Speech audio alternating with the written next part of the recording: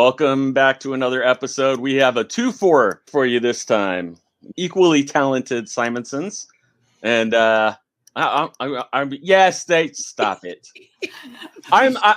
He's he can write, he can draw, he can letter. Next time you're at a convention, ask for Sweezy's Superman drawing. That'll prove that it's completely charming. No. Charming. Is that the? It is charming. She had to have learned something from all the great artists she's worked with, aside from being married to one. She learned a lot. Yeah. Mike, when did you first meet these guys? I heard about Walt when I was living in Boston. I was working for newspapers, the Boston Phoenix and the Real Paper, from 1971 to 1977. And I had a number of friends who were artists. And one of them had trained at the Rhode Island School of Design. And he said there was a guy there that he knew that was going on to work for Marvel Comics. And that was the first I'd heard of Walt. Then I met him later at a convention. And although my memory remains hazy, we were both at a convention in England at one time. That's and right. we flew back together on the same plane and arrived at dark 30. And the Simonsons put me up for the night. They were kind enough to do that, so I didn't have to go looking for a hotel. And I've never forgotten that. And I've also followed Walt's work ever since. And of course, he's most famous for his work on Thor and for creating Beta Ray Bill. But I think that most of us who have been in the in fanship for a long time know him from this. Hold yours up, Jeff. Hold yours up, Jeff. And this I got when it came out. It's copywritten 1979. Of course, he did this with Archie Goodwin, and it's brilliant work. And his style was fully formed by then. And that's something about Walt, is that his style is instantly identifiable. He doesn't really draw like anybody else, and nobody else draws like him. But he's got that magic because his art is perfectly suited for superhero comics, which he's been doing all these years. It's true. I mean, I did work at that. I like comics. There was a book a million years ago called Whole Grains. Artie Spiegelman and somebody else edited it. I don't remember. And it's full of quotes, just from all over the world and all over the different people, different fields, everything. And there's a great quote from Karl Barks. And the quote from Karl Barks is, as I remember it, "I'm a duck man, strictly a duck man."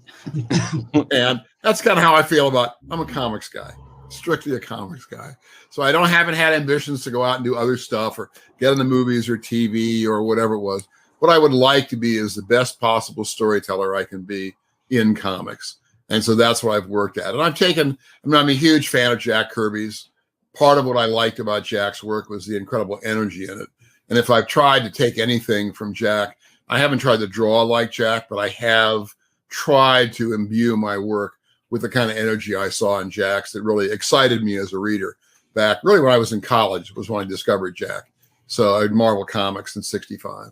So, well, I think you succeeded at that. And not only that, you're sui generis.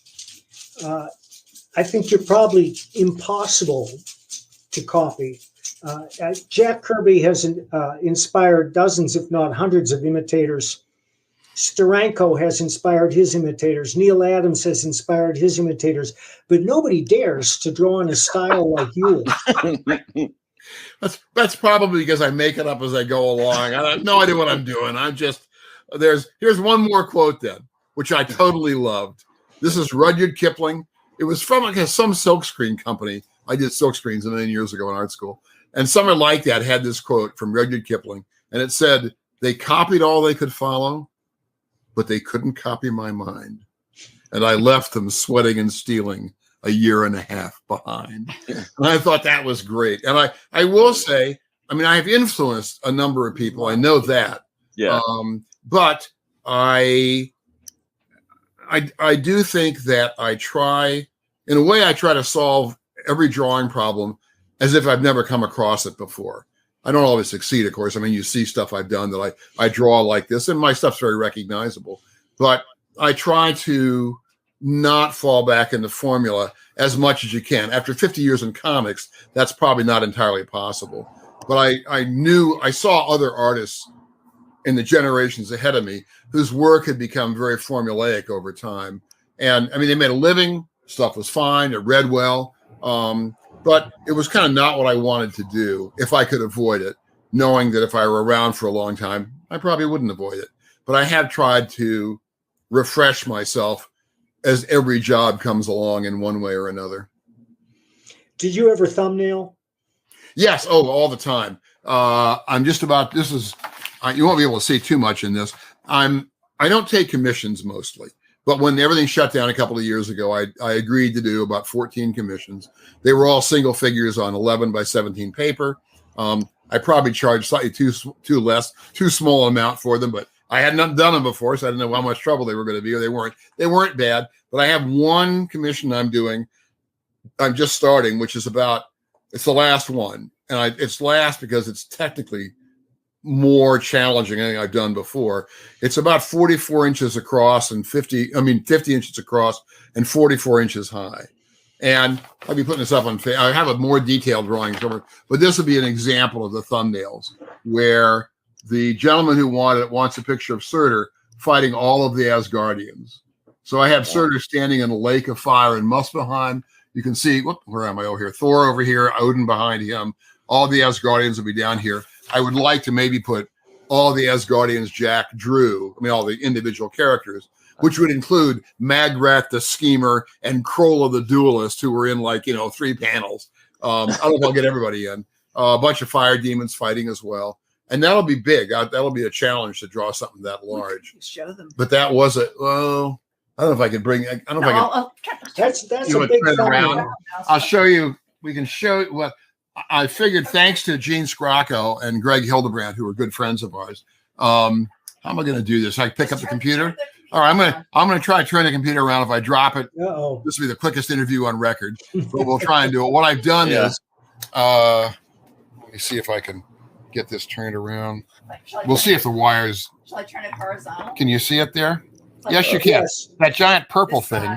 Wow. Oh my camera. Just let me get that out of there. The giant purple thing is it's a foam board. It's insulation for the roof or something of that sort. It's 2 inches thick and it's about 4 feet by 5 feet. I have a giant pad of paper that a friend of mine let me take some from. And hang on a second. We ended up getting losing the picture. There we go. Or should be back. There we go. He let me have a giant sheet of paper, which is long enough for 2 of these drawings. That way, if I screw one of them up, I can remount the paper on that board and start over again. But that'll be the biggest piece I've done. And I'm just getting, but that's what the layout was for. I've done a more thorough layout, and I will probably have to go to the old classic route of gridding my layout and then putting the grid on the actual paper and blowing it up in that fashion. So there are some other techniques, this is like old master stuff. Yeah. I'll probably be trying as well, but we'll see how it comes out. I'll be posting bits of that on Facebook as I go along. It's not a secret. So is it going to be black and white? Yes. Oh yeah. I'm a black and white guy mostly. I've done a little color over the years. I think I colored the last 3 Manhunters a million years ago and a few other oddball jobs, a Dr. Fate story that I drew and some other stuff like that. But I don't do much color. And having discovered Laura Martin and Paul Mount and some other guys who are just phenomenal, it's like lettering. I used to letter my own stuff. I discovered John Workman. I tried never to letter stuff again. John could letter my stuff the way I wanted it lettered better than I could do it. I was wondering about that, if that was all him, because you did say you did a lot of your sound effects and stuff too. Was that before him, or did he do all the stuff in Thor? He did virtually all the stuff in Thor. The early work I first got into comics, this would include Manhunter. I used to have the letterers do all the small lettering in the balloons and captions. Right. And I would do all the panel borders, all the balloon borders, all the cut lines on the outside, and all my display lettering. So titles, sound effects, anything like that, I did myself. I wanted all the shapes in the drawing to be related to my drawing. Right. Because, you know, a word balloon in a drawing is really a positive shape inside that panel. And I wanted that balloon to look like it, you know, came from my hand. So I'm sure I was a dream for a lot of letterers because they got paid their full amount. Didn't have to bother any of that stuff for drafting out panel borders or doing the sound effects. And then when I began working with John on Alien for Heavy Metal, a graphic novel adaptation of the movie Alien, John was the art director there. He's the guy who hired me, and he lettered it. And I discovered in his work a guy who could letter the way I would like to letter if I were better at it. And his background, I mean, his lettering approach to lettering is both calligraphic and typographic. And that's where my stuff comes from. So I found somebody who can do what I can do, but better than I can do it. So I'm thrilled to have him letter this stuff. On that one, we mentioned, we talked a little before the camera went on about the Silent Manhunter story. And because that was Manhunter and I had done my own lettering on that, or at least I'd done the sound effects, I did do the sound effects on that 23-page story. Because once again, it was the way we had done it. Archie had done it a million years earlier. Right. But for the most part, John does all the lettering, including us on an art piece of artboard where I've got a panel and have a sound effect. I would draw a rectangle at whatever angle I want and the length I want it. Usually my scripts have a lot more letters than he can fit in, and he will just put in as many letters as fit. He'll drop some. He'll, you know, he won't add any, but he'll drop some. You know, I'll put in 15 T's. He'll have 3, stuff like that. Yeah, but he will. So the final sound effect is really a combination of John and me as to how it comes out. Okay. Have you worked for other publishers other than Marvel and Heavy Metal? I did a lot of work for my early work was for DC. When I first came to New York to get into comics, DC was producing the comics I was most interested in. I've been a Marvel guy in the 60s, loved their stuff. But by the end of the 60s, the early 70s, I felt they were kind of repeating themselves. And DC was trying a whole bunch of stuff. A lot of it didn't last very long, but it was really cool. And so I went to DC first to try and get into the business and was lucky enough to be able to do it. And I met Archie. He began feeding me small amounts of work that kept me alive. Short job here, short job there, usually backups for the war comics. And then finally, literally only about 6 months into the business, he asked me if I wanted to draw this new strip he was going to do for the back of Detective Comics called Manhunter. And I said, sure. And that was really my entry into the business. Before I began that, I was one other new kid trying to get into comics. And when that was done, all the professionals knew who I was. Yes, it had enormous impact. It, you know, it won a bunch of awards. There wasn't the kind of fandom we have now. So there wasn't like a fan response the way there might be now to something like that, for good or ill. But we ended up becoming, well, Archie was already well known, but I became better known professionally because of that strip. And I never had to look for work again after that strip came out. Yeah, Archie was my editor too on a number of titles. He was great. He was the best. Yeah, he was a wonderful human being. Wheezy, would you tell us how you came to Marvel? Jim Shooter asked me to come to Marvel. I was at Warren Publishing. I was the editor-in-chief there, which made me the, you know, a big fish in a really little tiny goldfish bowl. I had played volleyball with the Marvel guys just because Walter played volleyball with the Marvel guys, and I guess they got to know me there. And I suppose Shooter was aware of the work that I did, so he asked me to come work at Marvel, and I'd edit there, and I said sure. Jim Warren was very upset with me. He had spies all over the place, and he found out that I had gone out to lunch with Jim Shooter. And I got back in the office, and he was just wroth. He was like, "Leave this place immediately." Yeah, you know, whatever. Wow. So I did. He was an intense human being. I went to New York once, and I interviewed Jim Warren, Stan Lee, and Barry Smith. Oh, wow! For Cream magazine. I think it was all on the same day. Oh, that's quite an accomplishment, and you lived to tell it. Yeah, but I'll never forget Jim Warren. Is he still alive? Yes, he is. I had a run-in with Jim, my first guy when I came in New York, actually a couple of years before I got into comics. And it was strange. I mean, that's a whole other story. But one of the great things about the way life turns out is that Jim Warren and Walter and Louise Simonson trade Christmas cards every year and occasional notes. Yeah, you sent him a birthday drawing. And I sent him a birthday drawing. I did a drawing of Vampirella and Uncle Creepy and Cousin Erie, little headshot, like a little 3 heads in a group, and sent those off to him, and he was very pleased to get it. I always liked him. He was a little volatile, but I he's kind of an amusing guy, and he really kind of let me do whatever I wanted to do, which was a lot of crazy stuff over at Warren. Yep. So what's not to like, really? I mean, he would yell, but I told him that he was allowed to yell, but he wasn't allowed to yell at me. He could yell about things, which is different. And it worked out that was the way we had it. We had a system going. I mean, he could be just a complete pain in the ass. Yes, he could. But he could also be the most charming creature on God's green earth. And he was actually very smart, and he had a lot of good ideas. So yeah, and he had a real eye for talent. Yes, he did. Yep. I mean, he employed a lot of people early, who then went on to do some pretty cool stuff. Great stuff, including Archie was one of his early editors there.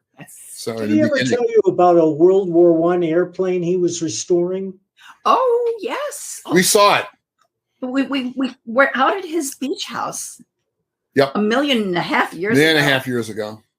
And he had his own home on the North Shore of Long Island, way out on the island, and he also somewhere a half an hour away, a little more in, he had a cabin that he could put people up at. A cabin, a beach house, a little beach house, a guest house, and he would put people there. I think probably people he was trying to schmooze. Yeah, and then he would let the people from the office go if there wasn't anybody. That's right. Really spectacular book. So we were all out there one time, and I have to say, boy, Jim knew how to spend money. I mean, he spent it in wonderful ways.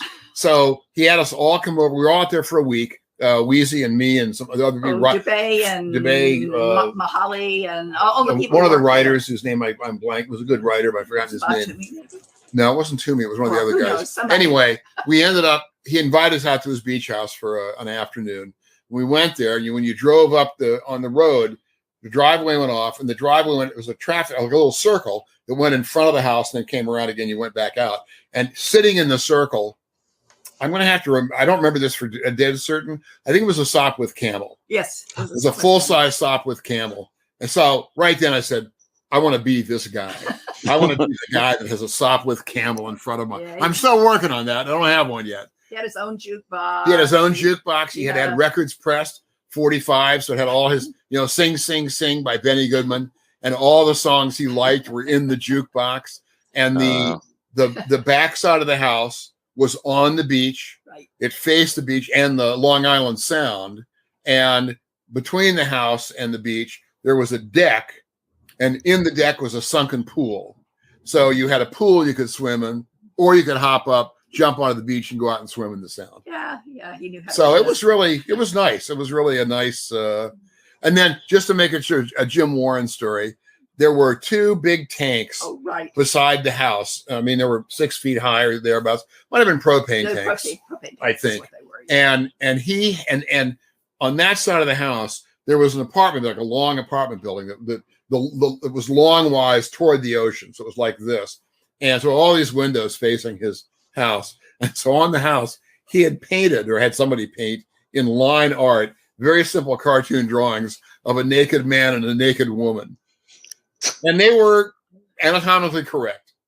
And he got a lot of complaints from the people who lived in the apartment building. And he could have cared less. He did the retaliation for something There's they had done. They had a feud going. They had some stuff going back and forth. That's right. I don't remember what it was.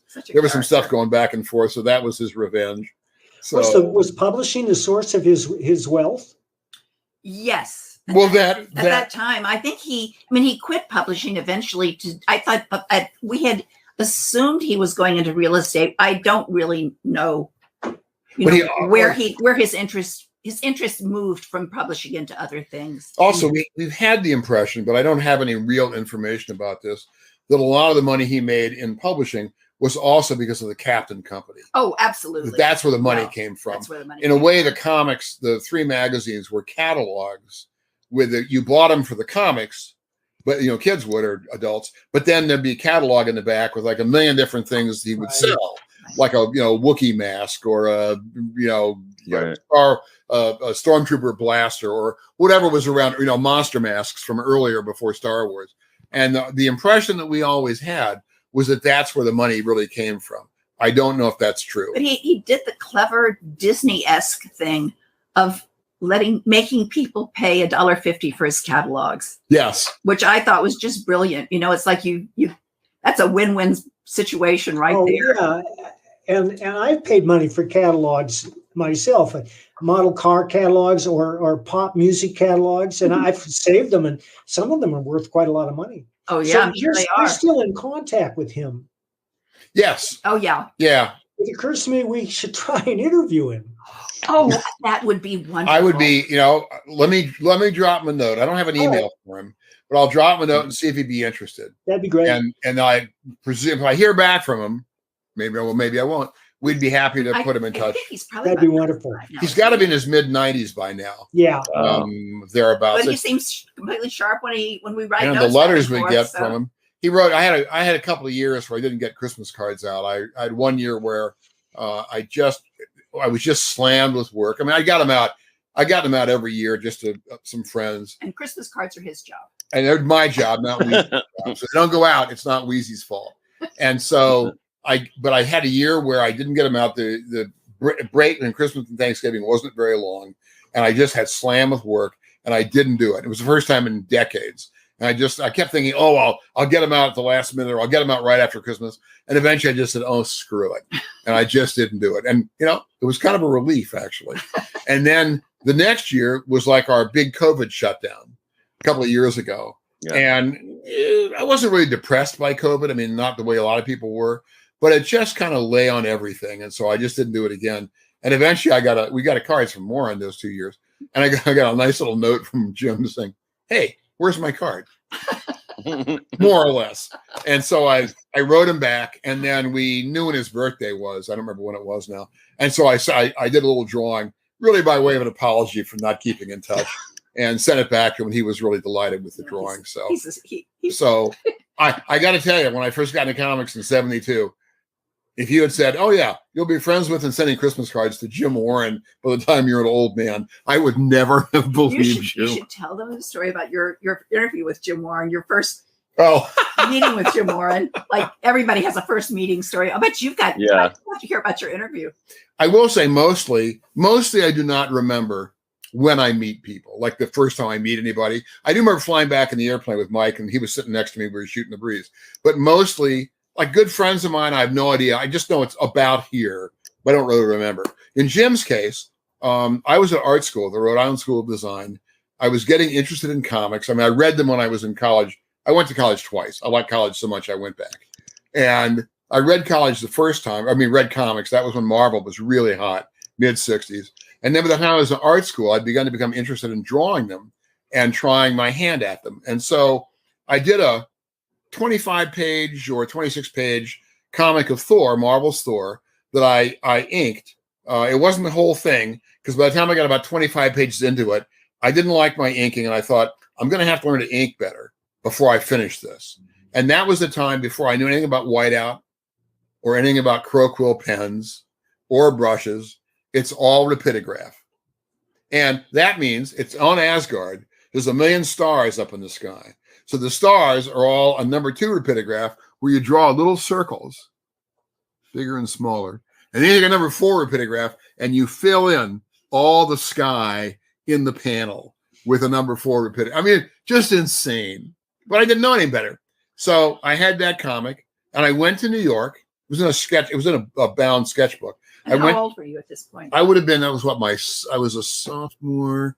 So I'd already been to school. So when I went to RISD, I was 21, probably 22 or thereabouts. And I took it to New York. And that was at a time when you could show up in an office and they would frequently just let you come in. Right. Not so much now. And so I went to the Warren office, which at the time went to DC. I met Len and Marv. I met Neil. Sal Amendola was assigned to take me around and show me stuff. I didn't have any appointment. They said, oh yeah, say I'll show this kid around. So Murphy Anderson was there inking. I'm kind of remembering Murphy was inking in a tie and a vest and a jacket. I don't know if that's true or if I'm just, but back then it was not as casual as it would be now. So, and Murphy probably could do that and get away with it. So I did eventually go to Warren. I don't think I went to Marble. And I went down, they were on 42nd Street, and I'd never seen an arrangement like this before. I got out of the elevator and went up to whatever floor, 5th floor, 6th floor, 3rd floor, whatever it was. And the door opened and you were in the room. Like it wasn't a hallway with doors off, but it was just like a New York loft where you walked in and there you were. And there was a guy named Chuck McNaughton who was the Warren's assistant who was working there at the time, and introduced myself. And eventually he showed me into Warren. Warren had my book and he'd looked at it and he kind of read me the riot act. I don't remember much about what was actually said, but at the end of it, kind of took me over the coat, reamed me over the badly, and then said, essentially, we'll send you a script. I thought, wow. So I walked out of there going, holy cow, really?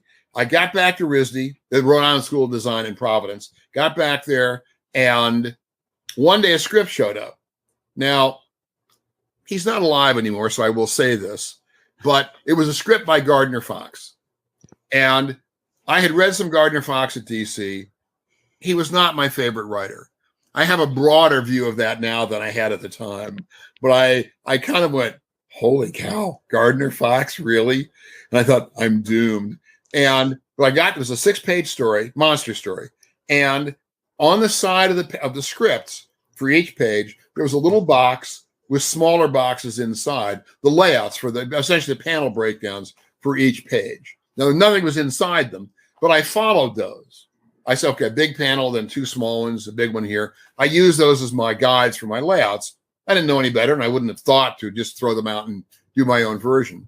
I penciled it. They didn't want me to ink it. They were going to get some guy, another guy, a guy who I did not know, but I knew his work. And they were going to get him to ink it. He was like me, a new guy in the biz.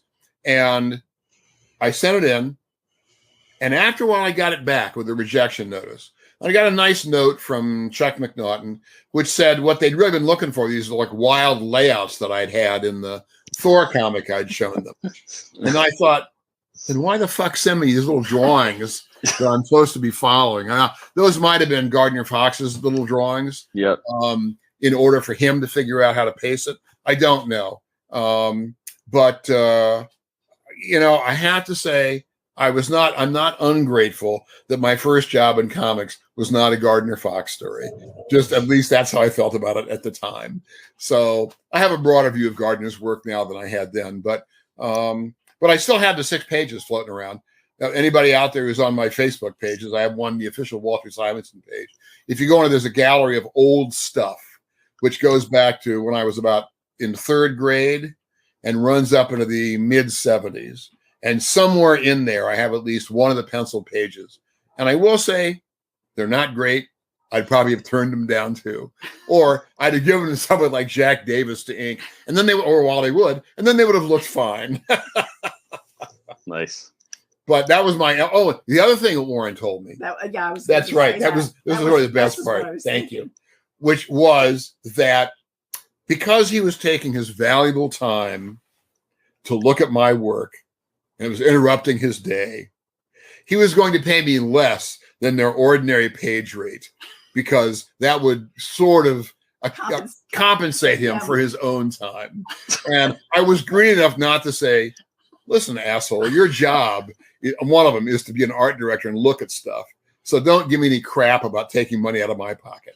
But, I wouldn't have, even if I thought of that, I wouldn't have said it at the time, since I had no leverage. But I did think it was very funny, and I was kind of crabby about it at the time. Now I just think it's funny. I know. Yeah. I just think, Jim Warren. Yeah, I know. It becomes an anecdote. It becomes an anecdote. I can dine out in that story from time to time. So, Weezy, how much work did you do for Warren? Oh gosh, I think I was there 6 years. Walter knows how long I was 6 someplace. years. Okay, he's my timekeeper. I was an assistant for a couple of years. and 2 the years. editor-in-chief there for 4 years after that. Yep. And you wrote a couple stories. Oh, I did. Or Yeah, one or two, not Is many. that where you started writing fiction? Yeah, I did. I didn't use my name when I was at Warren, and I didn't pay myself for them. They were things that I could just sort of slip in when things didn't come through, because I think I used Alex Southern as the name. What I didn't think it was right to take money as a writer if I was the editor. It just didn't seem right for me to hire myself, which is crazy actually now, because Bill DeBay did that all the time. I don't know how this got into my head, but it did. Well, you didn't have a modern enough So yeah, I did a couple outlook on. I did a couple of stories there. I did a story about gene splicing critters to do underwater mining. I don't know. I love gene splicing stories. You know, where you got they're part human, they're part animal, and they're created to do a task. And I don't know, for some reason that always grabs me. So I did a story about that. And I think I did a time travel story. Maybe so. And also, I will say this about the movie Splice. We haven't seen that. I haven't seen I'm not sure I want to see that one, frankly. But I will say the other thing about it that Weezy didn't say quite this way is that she also felt that it was unfair for her as an editor who had a regular job to take money out of the hands of freelancers who might otherwise be writing the story that took up the 6 or 8 pages that she was filling. That was why it took me a long time to start doing writing at Marvel, was that I didn't. Shooter wanted all of his editors to do freelance work as well. I think to see what it's like on the other side of the desk. And I didn't want to write something there just because I had a lot of writers who worked for me, and I knew they were feeding their families by writing. And if I grabbed one of their books, well, then, they're out the money. And, but then Shooter hired a batch of new editors, and I got bored. So I thought of, because what that meant was her workload was cut in half. Yes, and it was I could do the work fine. And they had she had a ton of books back then. Editors had lots of books. Weezy could breeze through them. Yeah, that's because I hired people who knew what they were doing and were really good, and I liked. It's because Weezy was really good. Let's not kid ourselves. I was good at picking people whose work was good. Well, that's an important function, maybe the most important function of a good editor. Probably so. Yeah. Anyway, but you could keep track of all of it. I could. Is what you could. Sometimes. Yeah. Except for the cover that you did for me. But that's another story. Uh-oh. No, that's just a funny one. But so when my work had been cut in half and I was bored, I sort of thought about creating a comic about little kids who were superheroes. And I told Shooter, I said, well, I have this idea. So maybe a mini series or whatever. Poor little kids who are superheroes, their siblings and blah, blah. And he said, okay, well, write it up. Maybe we can get a mini series out of it. We'll see. He did not have faith. I could see that. It was a crazy idea. And I wrote it up. And then June Brickman came into my office. And, a lot of people can't draw kids, but it turned out that June actually could. She had spent some time at Six Flags when she was a kid doing, the portraits and, sitting for those people. Yeah. So, she'd drawn a lot of, people, grown-ups and kids and everything. So I handed her the script and I said, draw the kids. And if I like what you've drawn, then I'll hand us to Shooter together as a team. She literally came into the office. Right? She literally came into the office the day Weezy had this thing. It was just complete coincidence. Wow. But that was the day June showed up. Yeah. And so she took it home and she did these gorgeous little drawings. Yeah. And I, staple learned my, my treatment, I guess you'd call it, and handed it to Shooter. And several days later, Shooter came back and he said, okay, you've got yourself a regular series. The first issue is a double-size issue. And I think it's due in 2 months. It might have been 3 months. Anyway, June had never drawn a comic before. And I had never written a full long comic before. But, we managed it. And that was, that's my, I don't know. Even We're talking about Power Pack, right? Tossed right into the deep end of the pool. What's that? Power Pack, right? Power Pack. Yes, Power Pack. That's right. Yeah. Oh, yeah. June came back with the kids drawn in their costumes. and the little logos nice. on their chests. No, actually, Very cool. She hadn't drawn the Oh, costume. she hadn't drawn them? I thought she had drawn them. No, Just for the we kids. designed those later. It was the kids. And she, and she drew them in character. Like, Jack, who's our... Oh, that's right. Jack, who's our little grumpy kid, had his arms folded and his lips poked out. And, Katie was, being her usual little cute little kid self. And I think Julie had a book, and Alex had braces. She had one of those things with... Oh, wow. Nice. So it was just cute. And Shooter loved it, which was really nice, because honestly, you've got to give the guy credit, because that wasn't really a crazy idea. But it worked out. But it worked. He liked it. So it was a good comic. And I guess everybody else, a lot of other people liked it too. So that's of the books we've done. Of the books we've done, that's probably the book that has the most sustained fandom. People now book's that's not true, because Thor. Thor's okay, but there are Power Pack fanatics out there. There are Power Pack fanatics who are. I'm sure you'd have no trouble doing a revival. Well, yeah, we're doing a 5-issue miniseries right now. Oh, cool. So every once in a while they pull it out and they come back and they unearth the old guys and bring them back and put them back up and in the old continuity where the kids have grown up in Marvel now. Oh wow! But my stories are set back in the old continuity. There's the time that it tells the story of what happened. Before they started, they're becoming, relatively grown up the Marvel characters they are now. There's only about doing comics on a long-term basis. I mean, it's true in books and serial books as well, like detective stories, where you have to kind of wrestle with the problem that time goes by. So should you age your characters, right? Or did they stay kind of? I mean, Robert B. Parker did the Spencer novels. There's an acknowledgement that Spencer's older.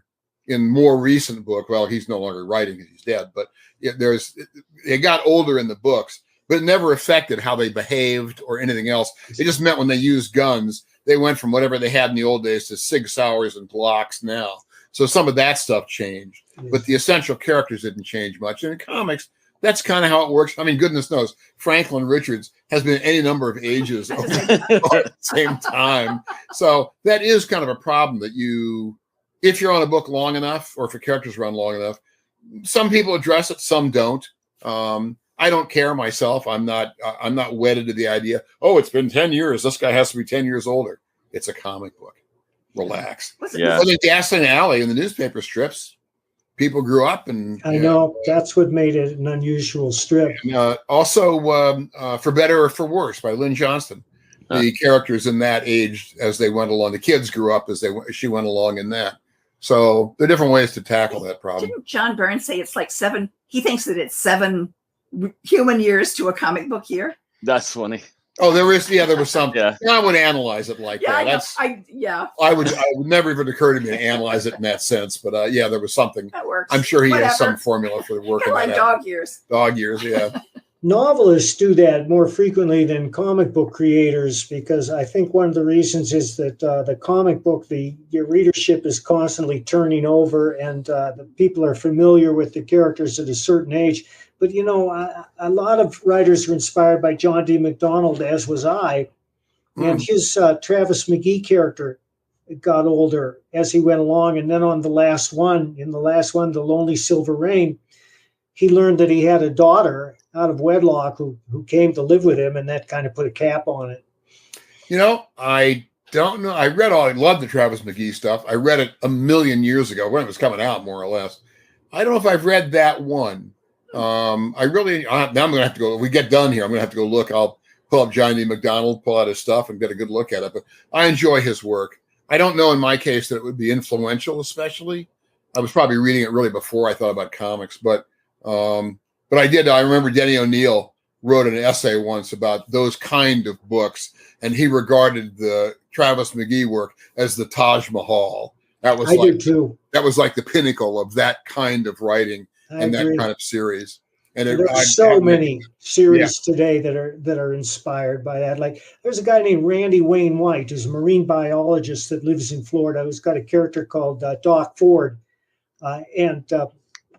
Randy Wayne White, when he was 20 years old, he wanted to be a writer. He and a friend took a boat and and beached it on McDonald's beachfront property. And they didn't know the guy from Adam and said, "Hey, Mr. McDonald, we're big fans of yours. We want to be writers." He took them in and he showed them around. They had a long afternoon. Wow. And now Randy Wayne White is turning out novels that are in that mode, although his character is very distinctive and no one would confuse him with McDonald. But I recommend those books. Good for him.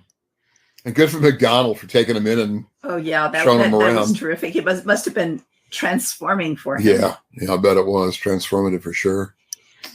I wanted to, I'm just curious. Where did the horse-like alien come from for Power Pack? June likes horses. I was wondering. She does. She owns a horse. They're actually seahorses. They're seahorse-like aliens more than horse-like aliens. Well, little hooves and that's just. But that was inspiration. I had thought, for some reason, I was thinking rabbits. I'm not exactly a big Alice in Wonderland fan, but I was very imprinted by Alice in Wonderland.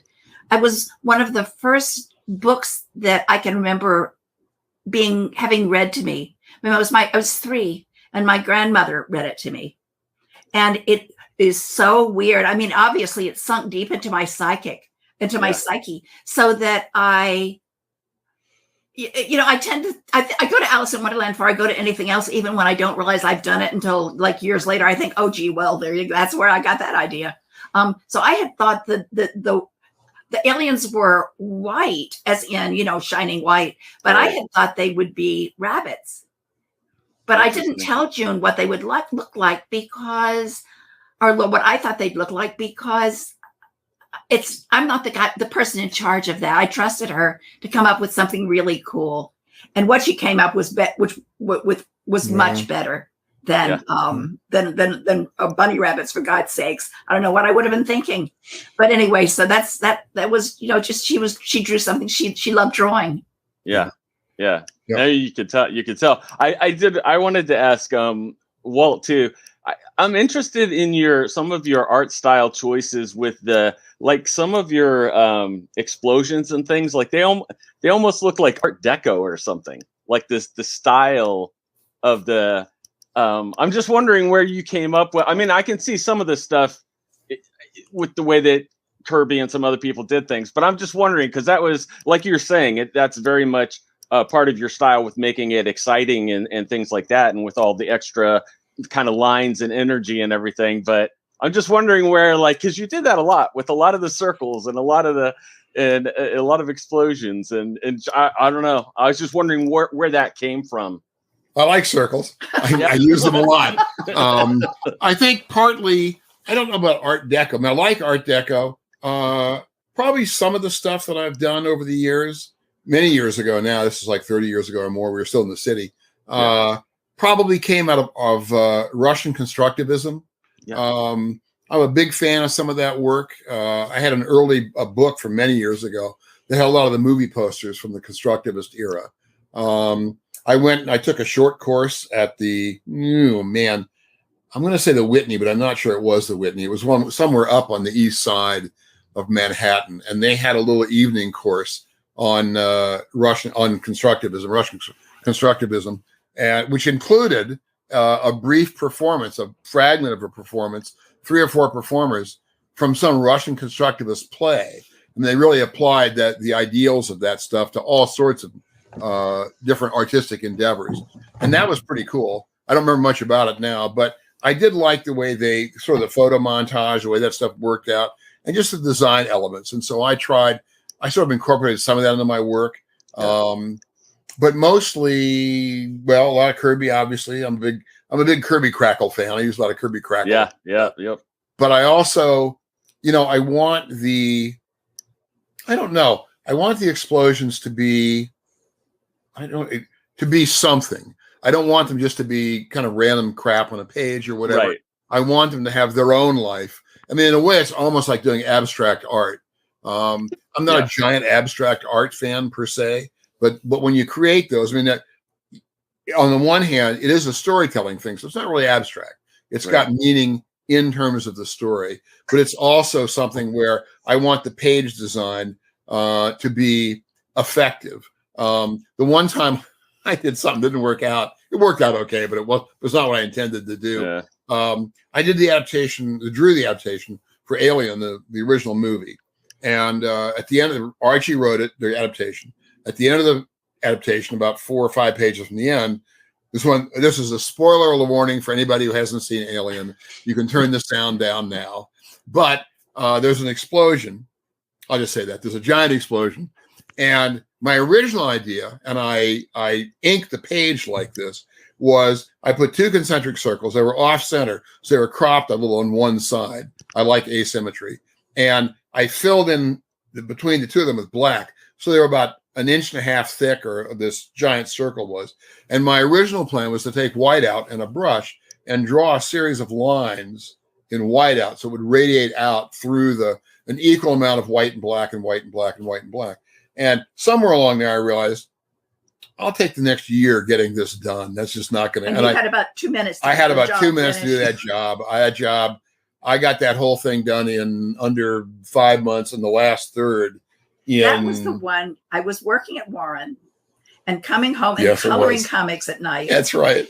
And taking pages in and getting them in Xerox. Was I Xeroxing at Warren? Them? If I did, I would have paid Warren for it. Yeah, I don't remember that. Or whatever it was. But it was someplace else I took them. We're going to get photostats of them to get the color. Was that it? I don't remember how we that might have been it. We got photostats. We shrank the page down a little bit, bigger than printed size, but smaller than the originals. And that way we mounted those on chip. Actually, we paid our daughter and one of her friends to rubber cement all these photostats down on chipboard, on cardboard, so they wouldn't buckle. And then those I discovered very early on I wasn't gonna be able to color the whole thing. I didn't have time. I colored the first 8 pages, and then I could see it wasn't going to work out. So I hired Wheezy and Polly Law, who worked up at Continuity, and a good friend of ours, Deb Pedler, who was out of Pratt, and they did all the coloring from then on and the rest of it. And the color was Dr. Martin's dyes, and it was just laid down on top of the photostats. Oh. So those became the originals that were actually photographed for the book. But anyway, this explosion, I said, this is just not going to, I can't do it. It'd take too long to do it. So I had a little airbrush that I used for building model kits, putting camouflage schemes on Spitfires and stuff. And so I just used that, and I just airbrushed an explosion, which I've never done before or since. And if you look at the printed version, if you look really closely, because it was done, I did it over the photostat of this black circle. If you look really closely, you can see a little bit of green coming through the explosion where the black was. You have to know it's there. You'd never notice otherwise. Yeah. And that would come out that way. And the funniest part about that was over in Spain, they printed this in a lot of different countries, and they printed it in Spain. But in Spain, they printed it in black and white. They used the black and white films for the comic, not the color. And the result is that explosion. Here's this giant, it's a big donut of black. That's all it is. It doesn't have any blast lines. It doesn't have anything to indicate. You're going, why is this donut here in the middle of this story? Do you still model? What's that?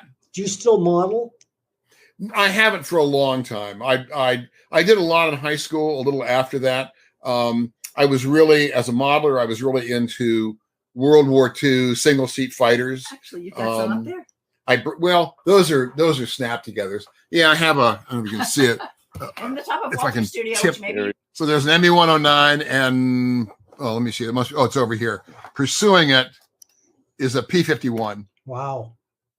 And they were big things that Toys R Us sold many years ago. They're snapped together. They're about 4 pieces. You snap the wings on the fuse. But they're really nice. They're pretty accurate as far as I can tell. They're actually fine for using as reference. And so I hung them up out of my ceiling here and just have a perpetual dogfight over my head. So I haven't really built models. When I did do some, depending on the book I was doing, when I did Battlestar Galactica many years ago, I drew it, and eventually I wrote and drew it. Let me get you back in here, Louise. Sorry about that. Hi. So I went out and bought all the models I could find. They had a Viper. They had the Galactica, they had a Cylon base star. Oh, and they had one of the, whatever the Cylon fighter planes were called, whatever the name of those things were. And so I bought all the kits, threw them together. The Viper I actually spent a little time on and painted it and decaled it. The others I just mostly spray painted one color so I could see the light and the dark on them when I would put light on them for effect.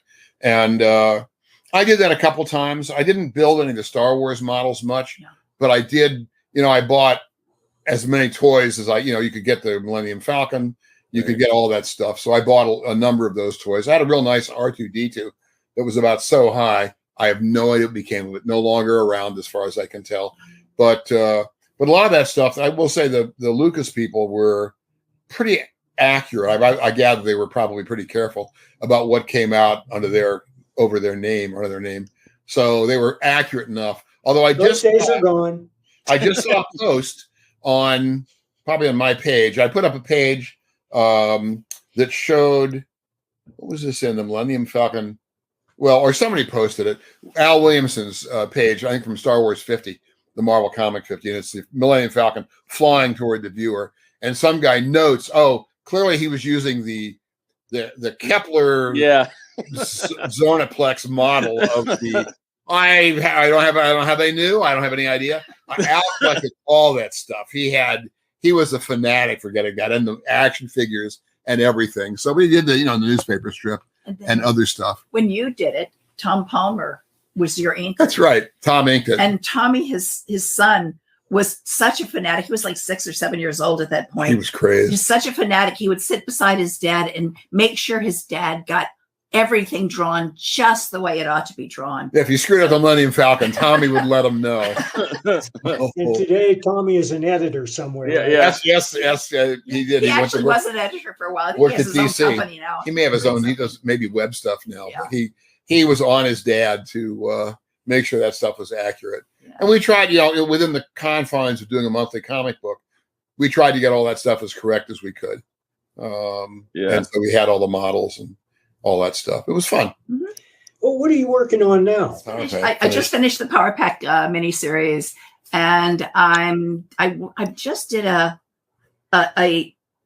3-page story with June for the what was it called? Scott Doombeer is putting together through Zoop, through one of the crowdfunding companies, a Sunflower Seeds. It's called Sunflower Seeds. That is a comic designed to raise money for Ukrainian refugees. So you're telling me there's a new Power Pack comic in the works with June Brigman? Oh yeah, it's a 5-part miniseries. It's done.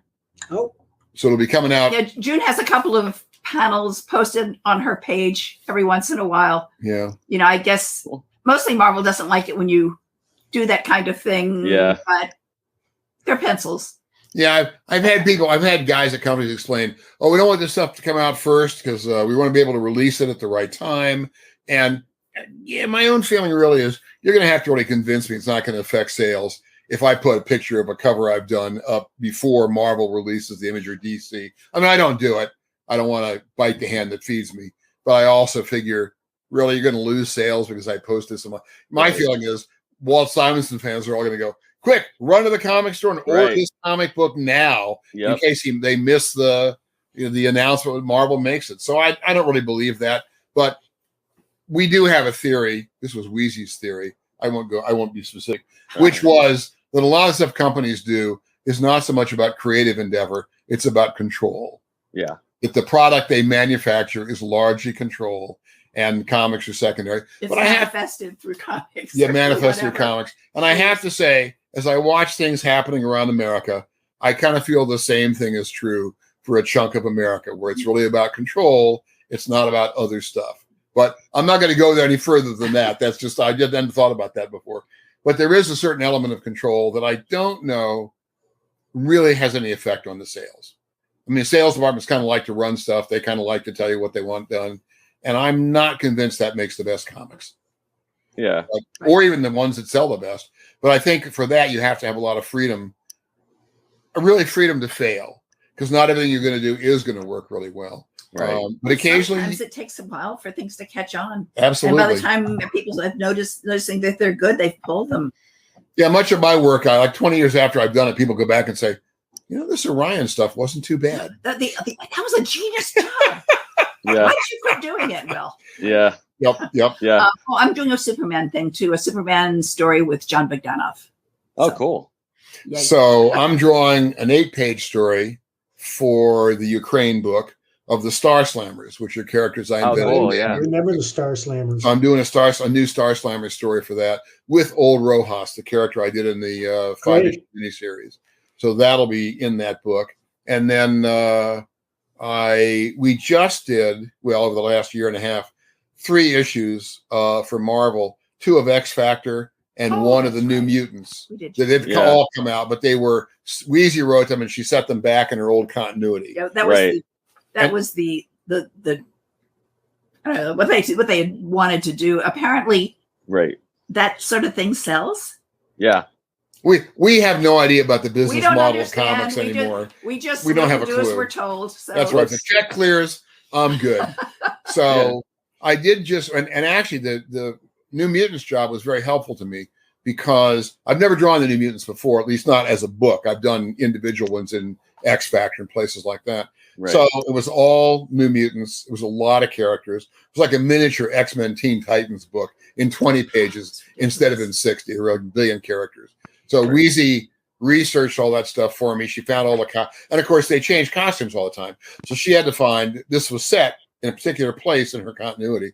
So she found all the costumes for me. And I got one of those accordion folders, like 18 envelope, pockets. And we just filled it with stuff we printed off from the web of all these characters and their outfits. So I could more or less keep them straight because I couldn't remember them all. And that one, for whatever reason, I decided, because I don't do this, never did it before. I decided to ink it with marker instead of with pen and brush. I mean, I know a lot of kids do that. I say kids, not all of them are children, but they're all kids to me. Right. So a lot of them use that stuff, Copics and, the brand I always use. I can never remember the name of the damn thing. What? Is it Prisma something? No, it's Pigma. Pigma markers, and there's some other name as well. Anyway, so the stock at not Marshall's, Michael's. The Michael's craft store stock went up like 40% 1 month because I bought like $8 billion worth of markers, and I didn't know which ones were any good. So I brought them all home, tried them out, and the one whose name I cannot remember, I have to look. I can't. I'm too embarrassed. Well, don't they fade after a while? Well, I don't know the answer to that. I mean, the answer is yes, they used to. I've got I've seen Alex Toth pages where the markers have turned red and the black line has become red and it's fading away. Yeah, in fact, we had a little drawing upstairs. I have a drawing upstairs. It's almost gone now. It's almost gone from Alex. That was for My Tour, a TV thing, one of the TV shows he did. Yeah. It's a pteranodon flying, and it's gradually flying into the distance by fading out quietly on the paper. But most of the pens now have a little that says archival along the side. Oh. Now, I don't know if I believe that. So see me again in 10 years. It's like define archival, really. Yeah. And so I don't know if that's really true or not. They claim to be. I'll find out eventually.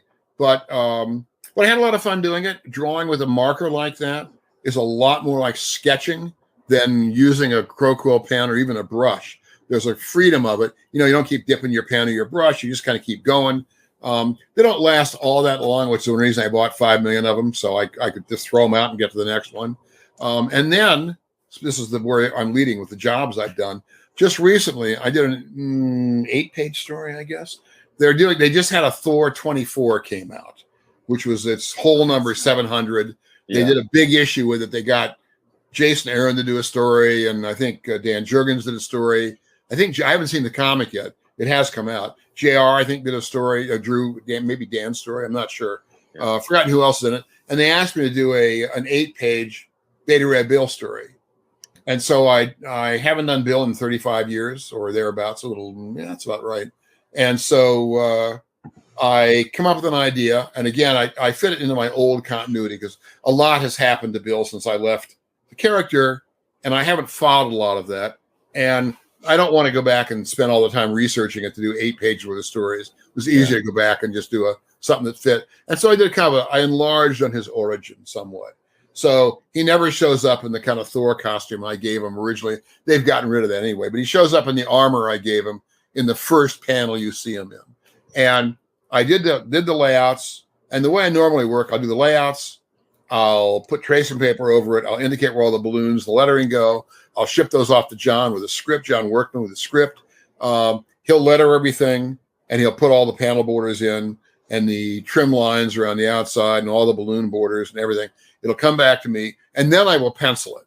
I'll tighten it up at that point, because that way, if I have a little loose, I'll have like little, circles and dots and for eyes, and not quite stick figures, but very much like that, just so he has some idea of what's going on in the panel. When I get it back, if I discover I've got a balloon that covers somebody's head because I didn't guess right about the amount of space, I can redraw it, with that light pencil. Right. If you erase it, you don't care. So I think all the best pencilers put in the word balloons. I think it's essential, because if you leave it to the letterer, they're gonna. It depends on the letterer or the writer. So I get it back. Well, actually, I sent it off to John. I get a call from John the next day. It's on Strathmore 500, which is generally really good paper. I've used it since I was in the business. And he says, I tried laying down a line for a panel border, and the ink just beat it up as if the surface of the paper had a resist on it. And so you have to lay it down 3 or 4 times to get it to lay down. And that means lettering, it's going to be just a complete pain in the ass. Yeah. So we discussed what to do about that. And one of the thoughts was, well, the layouts are done. I could scan them all and then print them off in blue line on good paper I've tested, and send them back to John. And then I thought, I just did this job in marker. I said, how about marker? Have you tried that? And John said, no, he hadn't tried that. And he had markers. So he tried it. He came back to me. He says, this paper takes marker as though it were designed for marker. And I said, great. So he lettered everything in marker, and I inked everything in marker. So having done this earlier job and kind of gotten used to it, I was able to breeze right through the 8 pages of Beta Ray Bill and get that done. And it was fun. And we did discover that those pens are great for filling in blacks. Oh, yeah, man, they're fabulous. And I end up filling in blacks when you get really late. Yep, this is my beautiful female assistant right here. I've got helps me out. What can I say? And it's so much easier with these markers than it is. Yeah. That's like a brush marker with a very fat, flexible. Yeah, the markers tend to go every which way. So brushes do. So we're hoping it doesn't turn red in 10 years, but at least the job's in print. So and if it does, well. If it does, so what? So and I have to go look. Let me slip behind you for a second. It's for some reason this name never sticks in my brain. Oh, I did use Tombow markers as well. Tombow markers. Tombow, which were good. Microns. You must remember the name Micron. That's those are the ones I found most amenable to the way I work. So I used Microns, and Tombows were good. The Tombow came with a plastic point. They had 2 of them, one a little harder point, one a little softer. She had a little extra line variation in it, and I found those to be very helpful as well. So those are the 2 eventually I mostly relied on. You were telling us off air about Archie and Manhunter. Yep. We should definitely have you at least share that before you leave. Okay. All right. The story was. What's that? Enough time has passed since he first told it, so he can tell it fresh. Maybe I can tell it fresh again. I did Manhunter. I was 6 months into my career when I started Manhunter, so a year and a half when I finished. Took about a year to do. There were 7 chapters. That was correct. And it'd been reprinted a couple times. And then DC wanted to go back in the 90s and reprint it again. And they wanted Archie and me to do a new Manhunter story. And we couldn't think of a story. The problem was we did not want to do a story that kind of fit in some weird place in the continuity to expand the space between 2 panels or whatever it would have been. And so nothing really developed. I mean, years went by while this was floating around. In the meantime, or somewhere in there, Archie developed lymphoma. I think lymphoma is correct. Yeah, and he was ill and fighting it, and then in remission and fighting it in remission for about 8 years. And one day he called me into his office. I was up at DC, just annoying editors as I tend to do. And he said he's had an idea for a story. So I went in, we sat down, and we did what we used to do in his apartment a million years ago when we were doing Manhunter. The later issues, first ones he did full script. Later we done Marvel style. And we talked about the plot. He gave me his idea, and we talked it. Mostly he plotted it. I kibitzed. But we were able to work out an 8-page story. The original chapters were pretty much all 8 pages. So we wanted an 8-page story, and it was an epilogue to the original series. And it wouldn't involve, I mean, in the original series, spoiler alert, Manhunter dies. And weren't going to bring him back. But he had an idea for something that would be logical to happen after Manhunter was gone. And it included Batman, which was just cool. It's cool to do Batman. So, and Batman's familiar with Manhunter because he and Manhunter appeared together in Manhunter's last story. So we talked it all out, got it ready. I went back to the plot, and I had other work I was doing. So I spent a couple of months. I drew a couple of covers that I didn't like, although I look at them now and I go, what is wrong with you? These look fine. But sometimes the stuff you do just doesn't look good to you right then. 6 months later, you're thinking, what was I thinking? So I had that stuff. I had a few other sketches and some other stuff. And then one day, Paul Levitz, who was I guess publisher at the time, or editor-in-chief, whatever Paul's rank was, an old friend I'd known since he was first at DC, he called me up, I think on a Sunday, and he called to tell me that Archie had died, which I thought was very kind of Paul to let me know, just to call up like that. And I didn't learn about it in the web. I didn't find out about it from a friend. Well, I did find out about it from a friend, but not just kind of randomly out of the blue. And it was a shock because Archie had been so ill off and on. It wasn't really a surprise, but it was a shock. And I just figured that was the end of Manhunter, because that character, to me, that particular version, it's me and Archie. So I'm not going to write the dialogue. I'm not going to do a story somebody else is going to write the dialogue in. I'm done doing Manhunter. I thought, well, that's the end of that. And a couple of months later, I don't know, it came up somehow. We were talking about it. And she said, well, could you do it as a silent story? And this is why my belief is I married the best editor in comics, because I thought, wow, I wouldn't have to put the words in, but I could tell the story. So I got a hold of DC, and DC said, I explained what I wanted to do, what I thought, and they said, yeah, we're game to do it. They gave it to Denny O'Neil to edit. So I filled Denny in. He was completely hands off. And I did it as a silent story. I began doing thumbnails to start with, because I really had no idea how long it would take. I knew it would take longer than our original 8 pages with no words. And there were a lot of things where I had to kind of do gestures and things that would carry the story that I wouldn't have done originally, wouldn't have had to bother originally. And I must have redrawn the first 4 or 5 pages 5 times, because I'd get started and I'd get into it, and then I could see just the pacing, it just wasn't working out. And I'd start again. And on about the 5th time or thereabouts, I got into it where I began to have it flow for me. And by the time I was done, I had 23 pages that covered the whole story. And I did my own sound effects. I'd done my sound effects back originally, so I got to do them again. I was willing to and I lettered those myself. I didn't give them to John. Since I'd done the originals, I wanted to letter them in this job.